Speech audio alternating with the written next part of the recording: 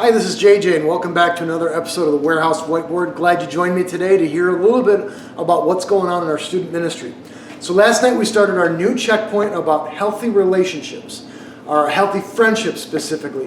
What is it that makes a great friend? How can we be a great friend? And what does the Bible have to say about that? So we started off by saying, let's build the greatest friend ever from the ground up. So that's what we did. We started by tracing out some humans, as you can see here on the wall, and we started adding some ideas. What do we think a great friend does, or what characteristics does that great friend have? And so we put those up there in these blue little thought bubbles, different ideas that we had about what makes a great friend. And we had a great conversation about those, kind of picked our favorites and put those up on our various people, one for each the middle school and the high school group. And then we said, well, there's probably more to that conversation that we're not getting, so let's look in Scripture. And so what we did was we actually taught the students and talked about how do we do things like word study in the Bible. And while that doesn't sound super exciting, it's actually a great gateway into deeper understanding of Scripture.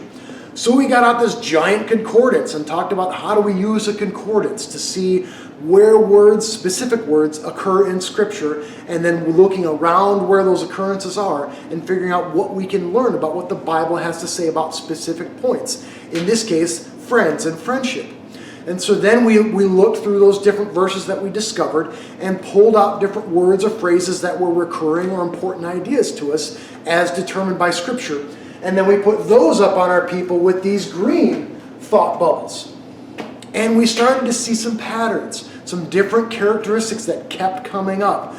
Friends that are loyal, that help hold you accountable, that stick close to you no matter what, that are kind, that do all those kinds of things. And we pulled some great verses out as we were reading through here. Proverbs 17:17. A friend loves at all times, and kinsfolk are born to share adversity. Friends stick with you through difficult times, no matter what. And then also Proverbs 18:24. Some friends play at friendship, but a true friend sticks closer than a brother. And that's the kind of friendships that we want to surround ourselves with, and that's the kind of friend that we want to be for others. So the way we wrapped up our night last night was as we were talking through scriptural elements, things on these green thought bubbles that we were learning from passages in the Bible. As we brought those up to put them onto our different people as we're building this great friend from the ground up, we use that as a prayer. There's some person that I'm thinking of as I'm writing down this biblical truth about friendship. Is it a friend that I need to be, personally, I need to be more of a friend to? Or is it just a friend that I can be praying for? And that was our time in prayer last night. As we were building these great friends from the ground up, we were praying for the friends around us and for our own ability to be the best friend possible. So it's not just about smiling and giggling with one another through the happy times. It's about sticking close, even when it's hard. It's about loving a friend enough to speak hard and loving truths to them.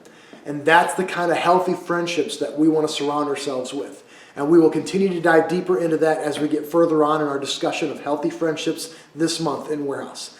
This is JJ from the Warehouse Whiteboard, and we will see you next time.